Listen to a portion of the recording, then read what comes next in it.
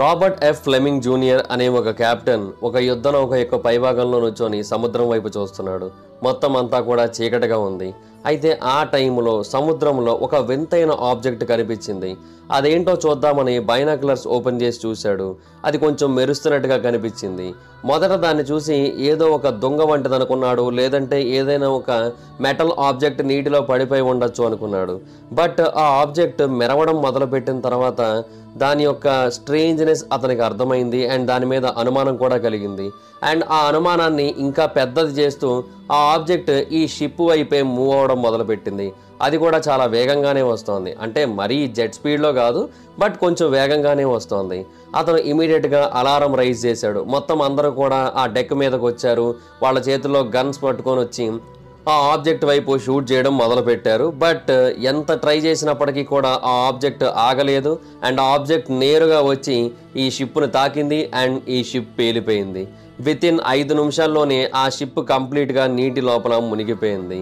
So ఇప్పటికే మనకు అర్థమైపోయి ఉంటుంది అక్కడ ఏమొచ్చిందో. అది ఒక టార్పిడో, ఒక సబ్మెరైన్ నుంచి వచ్చింది ఆ టార్పిడో. అయితే ఇది కేవలం నార్మల్ సబ్మెరైన్ కాదు. అండ్ ఇప్పుడు నేను చెప్పిన ఈ ఇన్సిడెంట్ కూడా ఏదో నార్మల్ యుద్ధానికి సంబంధించిన విషయం కూడా కాదు. మానవ జాతి యొక్క చరిత్రలో మొట్టమొదటిసారిగా ఒక సబ్మెరైన్ సక్సెస్ఫుల్గా ఎనిమీ షిప్ని యుద్ధంలో ముంచేసిన సంఘటన ఇది. ఎస్, ఇదే ఫస్ట్ టైం చరిత్రలో. దీనికి ముందు ఎప్పుడూ జరగలేదు. దీని తర్వాత చాలాసార్లు జరిగింది, బట్ ఇదే మొట్టమొదటిసారి. అయితే మొట్టమొదటిసారిగా ఇలా జరిగింది అంటున్నాను కాబట్టి ఇది ఏ టైంలో జరిగి ఉండొచ్చని మీకు అనిపిస్తోంది? మహా అయితే మొదటి ప్రపంచ యుద్ధం టైంలో జరిగి ఉండొచ్చు అనిపిస్తోంది. ఆ టైంలోనే సబ్మెరైన్స్ని చాలా ఎక్కువగా ఉపయోగించారు. కానీ ఈ మొట్టమొదటి సబ్మెరైన్ అటాక్ అనేది జరిగింది మొదటి ప్రపంచ యుద్ధానికి హాఫ్ సెంచరీ ముందు. రాబర్ట్ ఫ్లెమింగ్ జూనియర్ కెప్టెన్గా పనిచేసింది మొదటి ప్రపంచ యుద్ధంలో కాదు, గ్రేట్ అమెరికన్ సివిల్ వార్లో. అతను 1861 నుంచి 1865 మధ్యలో అమెరికన్ సివిల్ వార్లో పనిచేశాడు. అండ్ అతను ఏదైతే షిప్లో పనిచేస్తున్నాడో ఆ షిప్ పేరు యుఎస్ఎస్ హౌస్ ఎటానిక్ అండ్ దాన్ని ముంచేసిన సబ్మెరైన్ పేరు హెచ్ఎల్ హన్లీ. సుమారుగా 160 సంవత్సరాల క్రితం 1864వ సంవత్సరంలో ఈ హెచ్ఎల్ హన్లీ ఆ యుఎస్ఎస్ హౌస్ ఎటానిక్ని కంప్లీట్గా నీటి లోపల ముంచేసింది అండ్ చరిత్రను సృష్టించింది. దానికి గుర్తుగా ఆ రోజు హెచ్ఎన్ హన్లీలోని క్రూ మెంబర్స్ అందరూ కూడా విజయోత్సవాలను కూడా సెలబ్రేట్ చేసుకున్నారు. ఎందుకంటే ఈ అటాక్ జరిగిన కొద్దిసేపటికే 2 వైపుల నుంచి, అంటే హెచ్ఎన్ హన్లీ ఎవరి వైపు నుంచి అయితే బయలుదేరిందో వాళ్ళు చూశారు అండ్ యుఎస్ఎస్ హౌస్ ఎటానిక్ ఎవరికైతే చెందుతుందో వాళ్ళు చూశారు. ఈ Hunley crew members blue colour flare గన్ని పేల్చి వాళ్ళ యొక్క విజయాన్ని సెలబ్రేట్ చేసుకోవడం. సో మొత్తం అందరూ కూడా ఆ టైంలో కన్ఫర్మ్ చేసుకున్నారు హన్లీ యొక్క మిషన్ అనేది సక్సెస్ఫుల్ అయిందని. బట్ హెచ్ఎన్ హన్లీని చూడడం అదే చివరిసారి. ఆ తర్వాత మళ్ళీ హెచ్ఎన్ హన్లీ కనబడలేదు.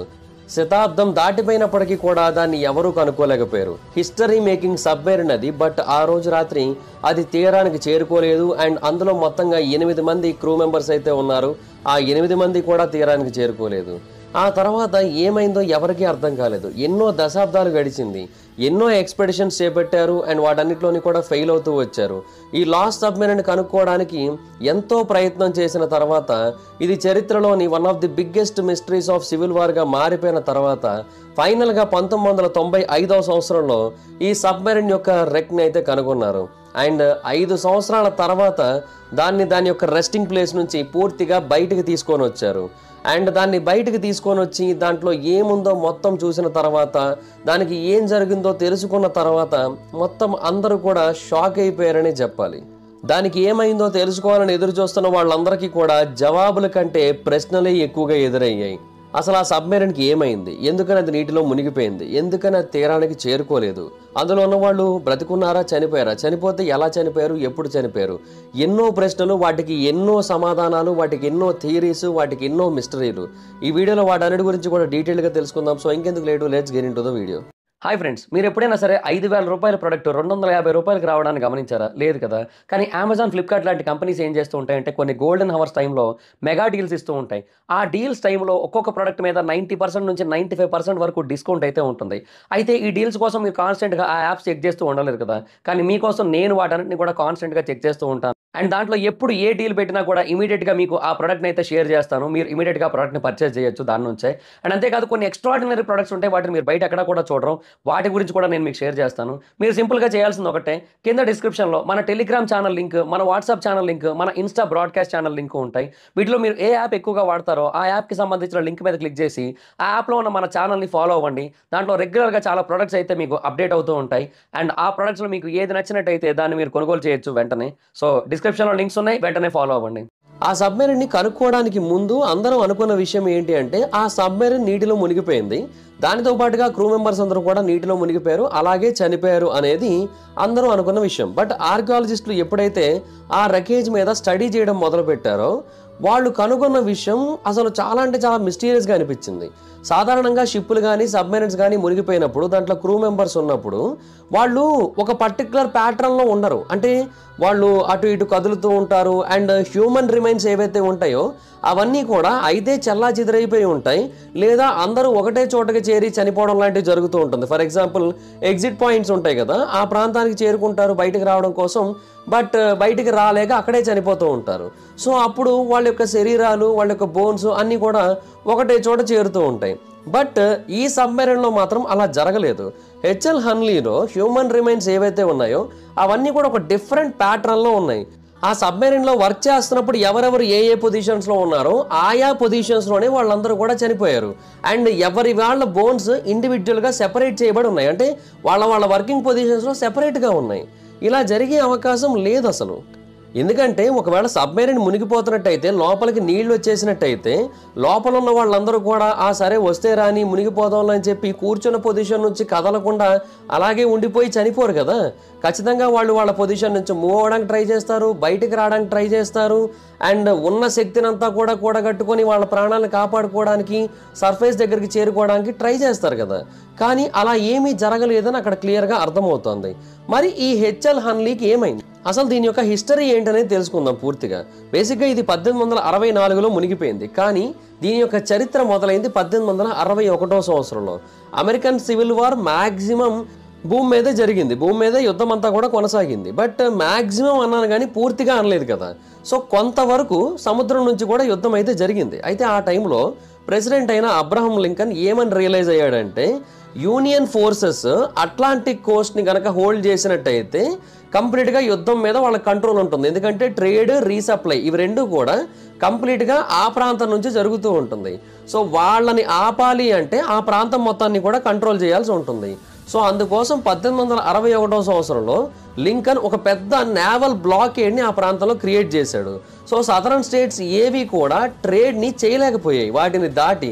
అంటే కాన్ఫెడరేట్స్ వాటిని బ్రేక్ చేయడానికి చాలా దారులు వెతకడానికి ట్రై చేసాయి, బట్ వాళ్ళ వల్ల కాలేదు. ఎందుకంటే చాలా పెద్ద స్థాయిలో అక్కడ బ్లాకేజ్ అయితే ఉంది. లింకన్ ఫ్లీట్ని బీట్ చేయడం అంత ఈజీ కాదు కదా.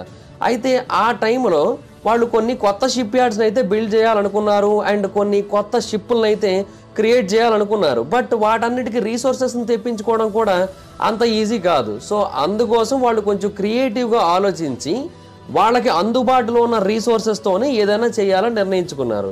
సో 1863వ సంవత్సరంలో వాళ్ళకి సబ్మెరీన్స్ ద్వారా అటాక్ చేయించవచ్చు అనే ఆలోచన వచ్చింది. అయితే ఈ హెచ్ఎల్ హన్లీ అంతకు ముందే తయారు చేయబడింది. అది బేసిక్గా మిలిటరీలో ఒక భాగంగా ఉండేది.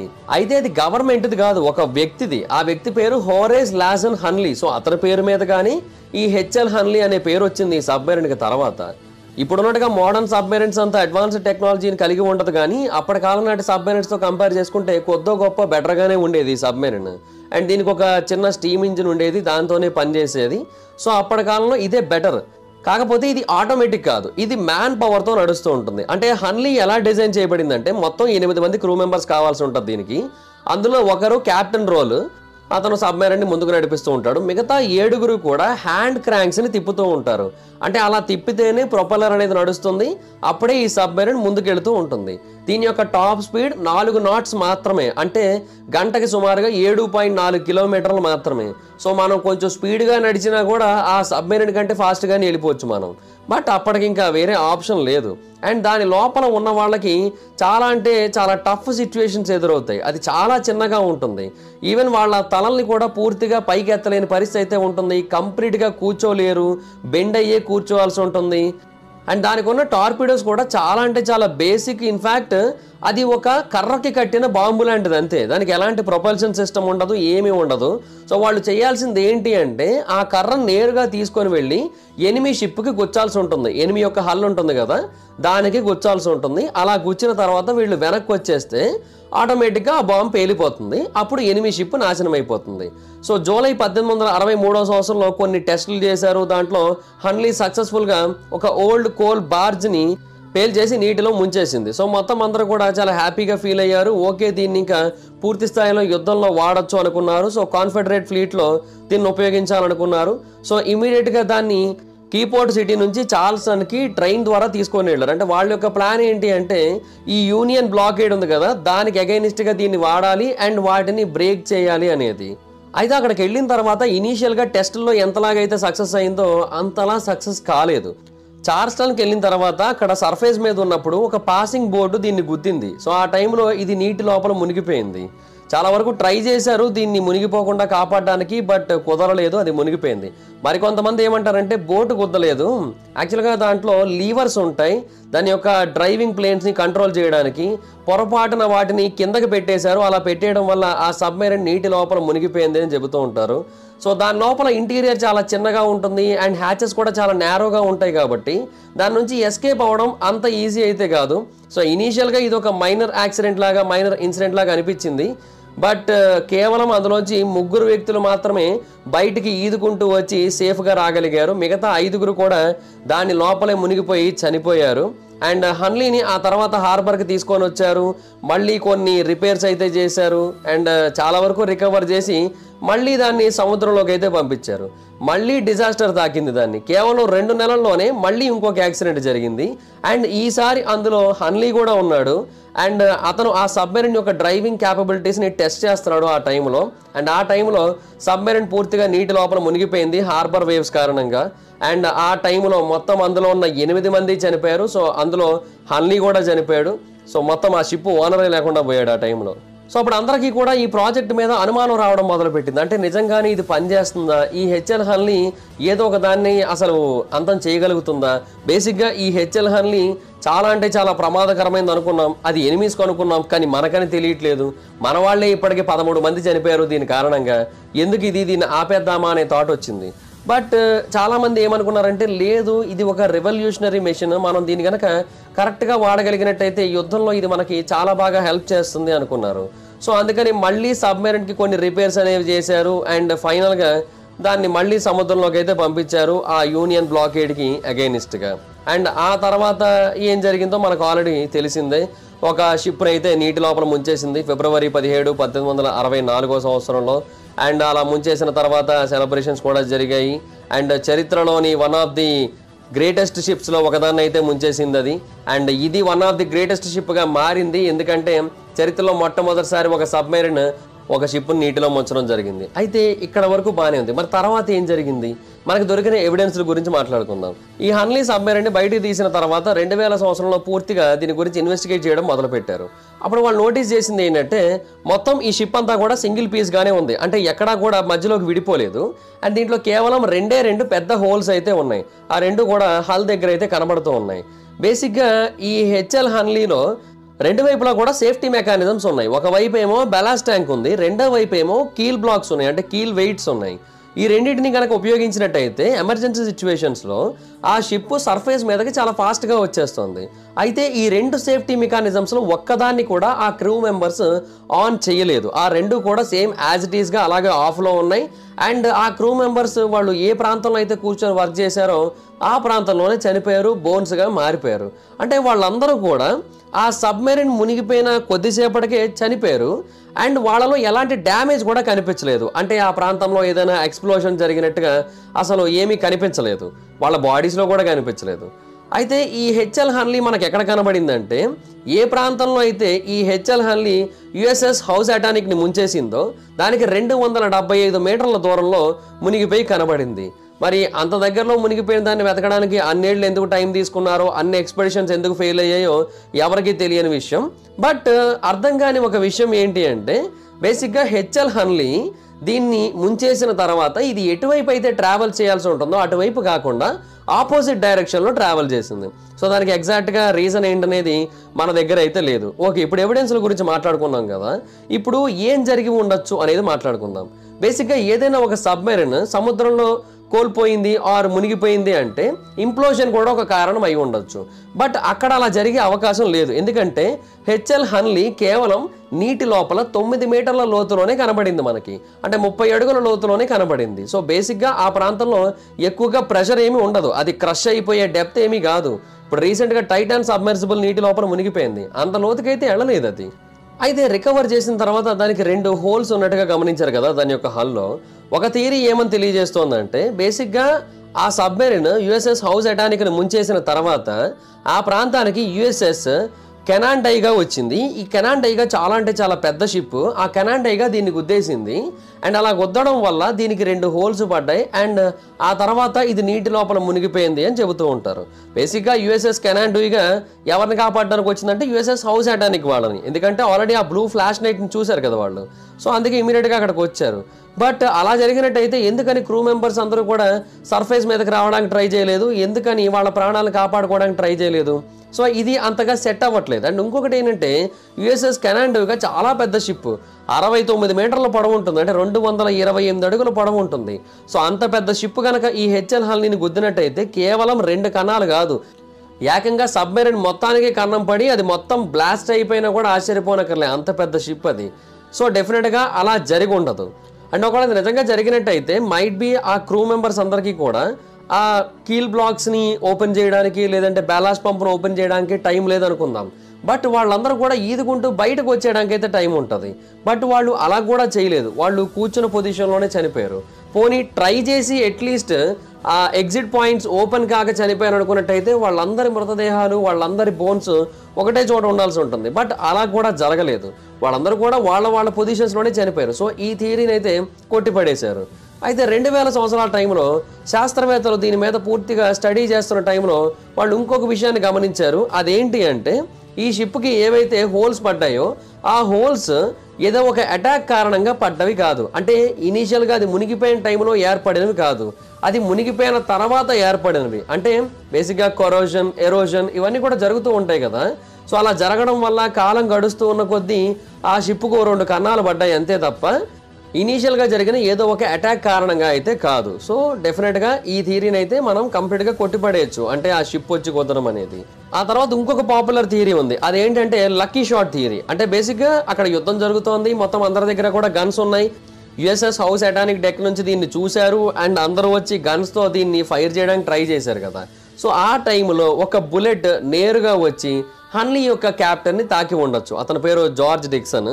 మేబీ అప్పటి కాలం నాటి బుల్లెట్స్ చాలా స్ట్రాంగ్ అండ్ ఆ హల్ని చీల్చుకుంటూ రాగలవు.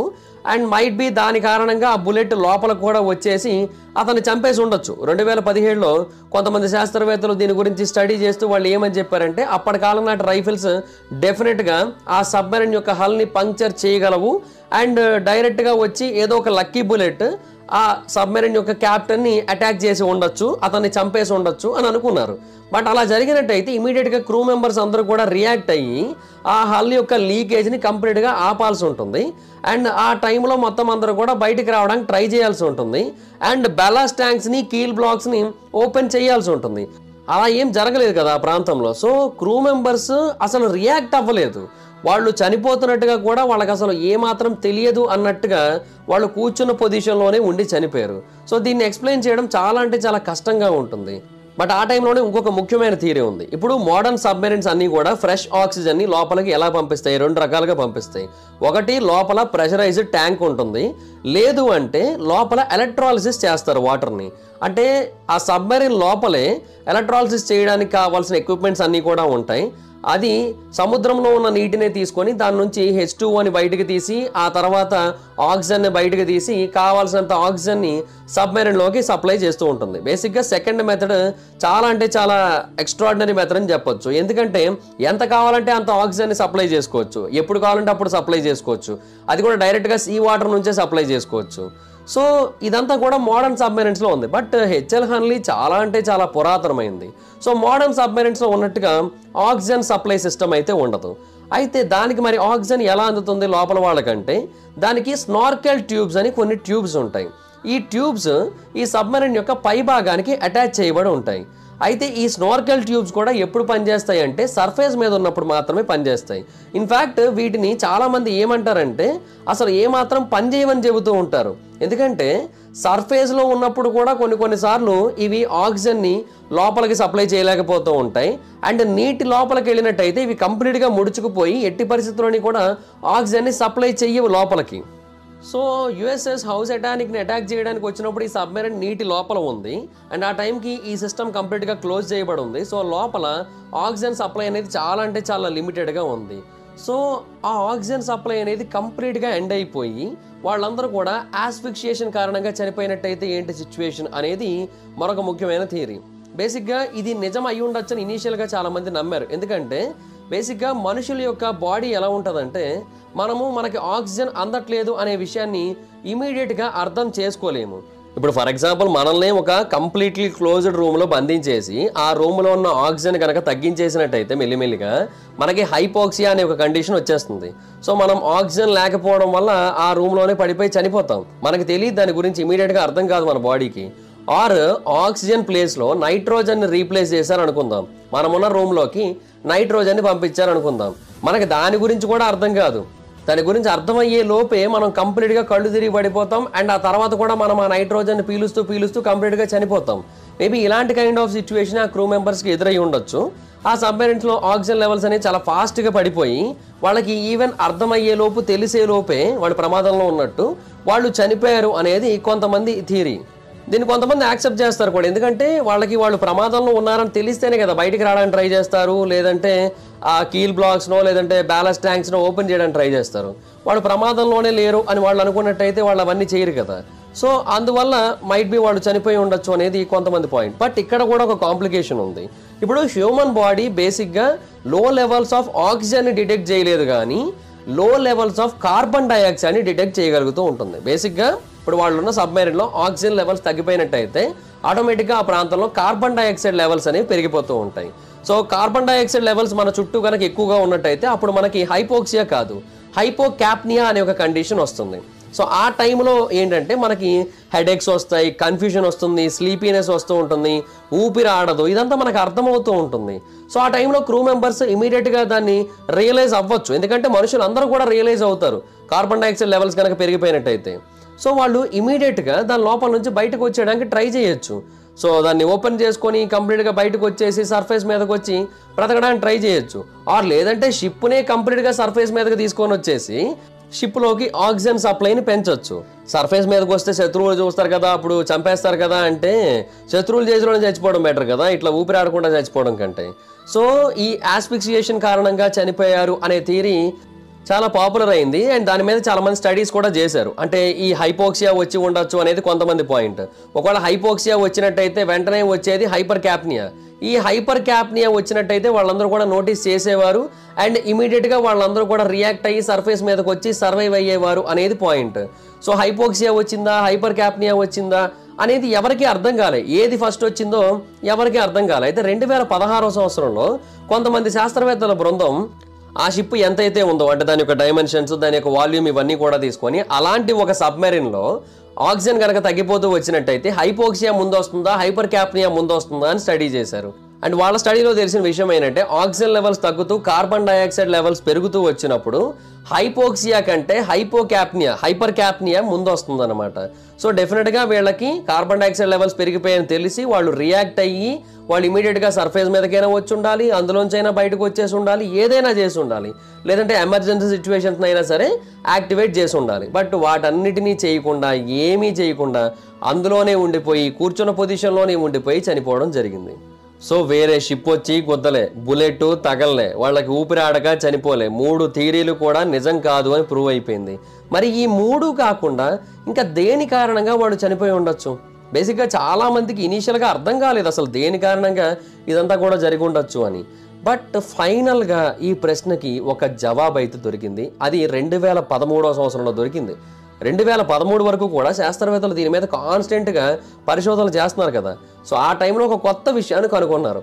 బేసిక్గా ఈ హెచ్ఎల్ హన్లీని కనుక్కున్నప్పుడు మొత్తం అందరూ కూడా ఆ సబ్మెరైన్ మీదే దృష్టి పెట్టారు. మొత్తం అందరూ దాని గురించే కాన్సన్ట్రేట్ చేస్తూ వచ్చారు. దానిలో ఏమైంది, దానికి ఏమైంది, దానివల్ల ఏమైంది, ఇదే చెక్ చేస్తూ వచ్చారు తప్ప ఆ టార్పిడో ఏదైతే తాడుకి అటాచ్ అయ్యి ఉంటుందో దాన్ని చెక్ చేయలేదు. అంటే చెప్పాను కదా కర్రకు కట్టిన బాంబు అని, ఆ కర్రని వాళ్ళు చెక్ చేయలేదు. దాన్ని బేసిక్గా స్పార్ అంటారు.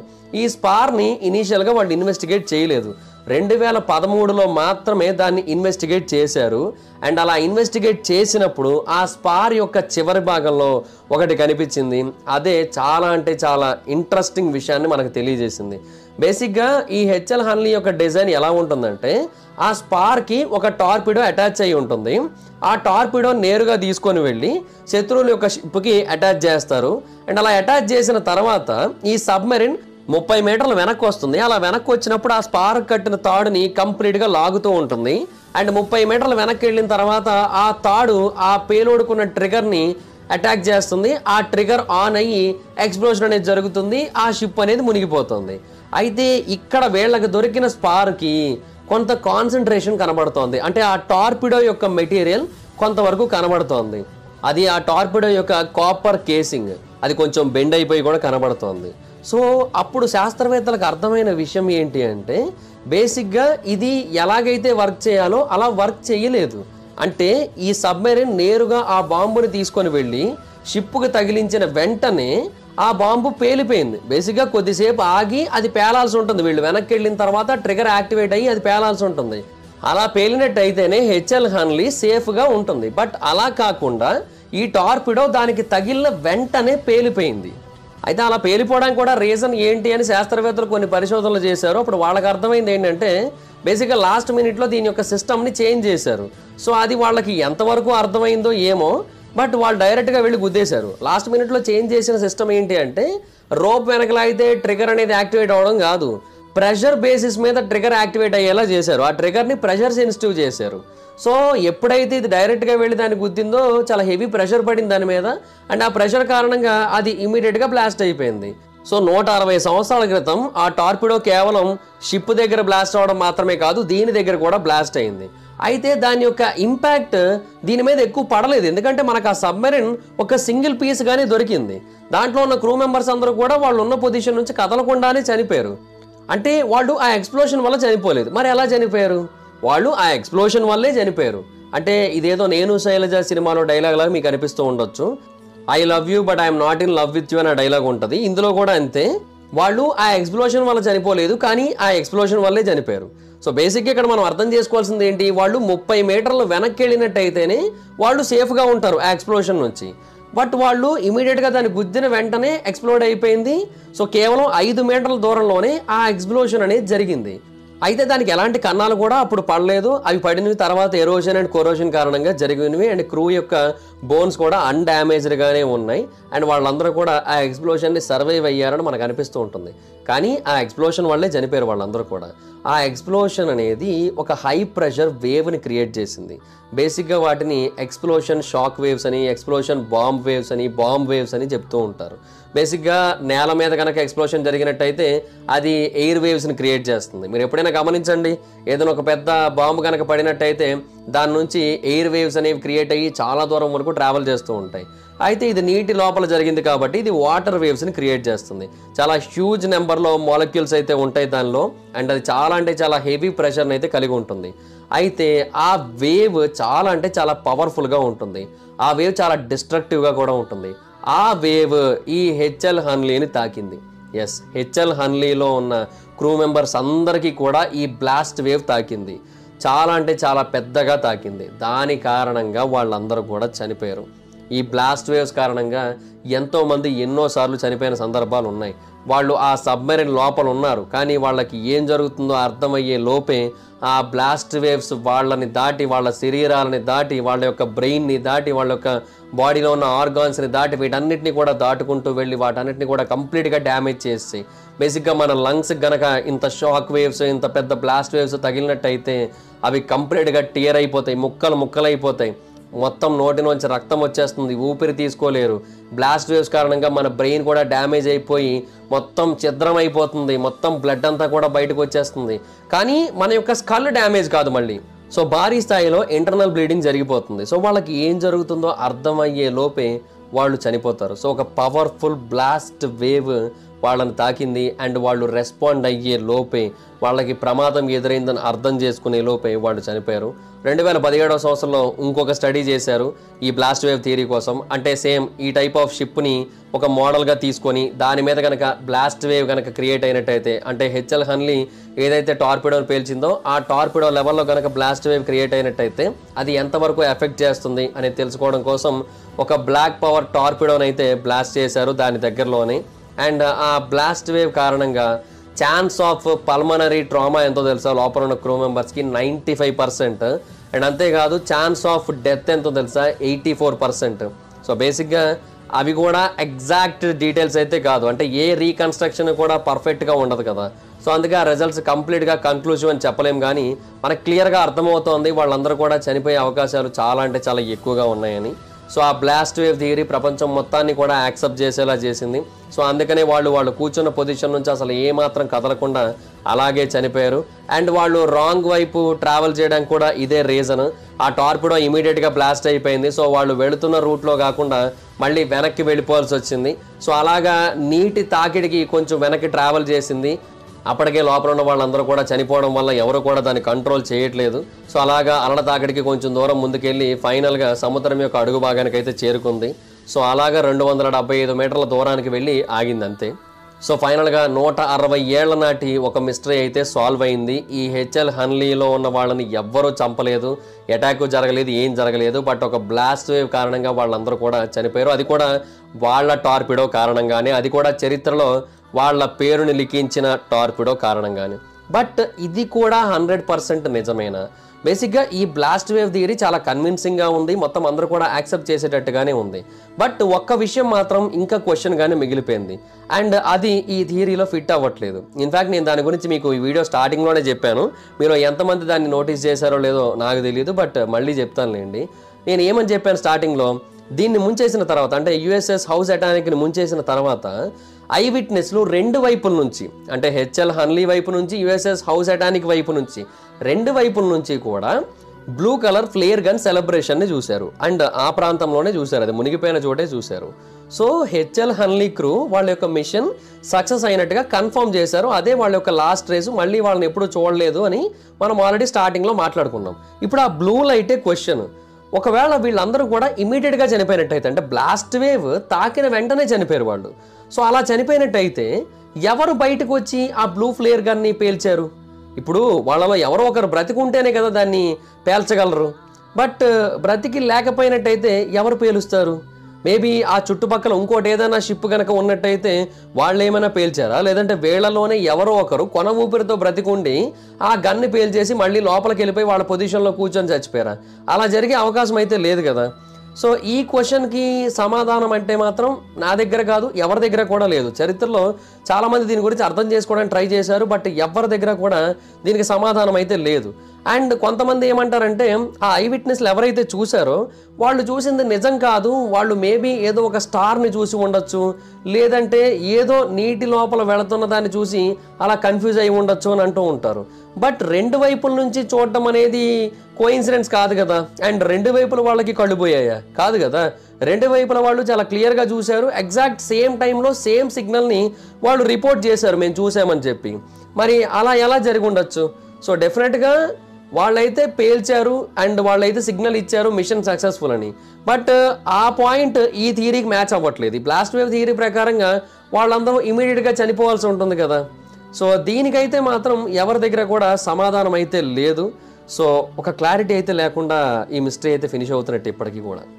నేనైతే బ్లాస్ట్ వేవ్ థియరీయే కరెక్ట్ అనుకుంటున్నాను, ఎందుకంటే వాళ్ళందరూ కూడా వాళ్ళు కూర్చున్న పొజిషన్లోనే చనిపోవడానికి ఖచ్చితంగా ఇదే మేజర్ రీజన్ అయి ఉండాలి. అండ్ దాని కారణంగానే వాళ్ళందరూ కూడా చనిపోయి ఉండాలి. బట్ వాళ్ళందరూ కూడా అలా చనిపోయినట్టయితే ఎవరు బ్లాస్ట్ చేశారు ఏమో మరి అది అర్థం కావట్లేదు. అయితే ఇక్కడతో ఈ మిస్టరీ ఒక అన్సాల్వ్డ్ మిస్టరీగానే మిగిలిపోయింది. బట్ ఇంకొక చిన్న ఇంట్రెస్టింగ్ ఫ్యాక్ట్ ఉంది ఈ సబ్మెరైన్ గురించి. అది మిస్టరీకి సంబంధించింది కాదు, బట్ ఒక ఇంట్రెస్టింగ్ ఫ్యాక్ట్ అని చెప్పొచ్చు.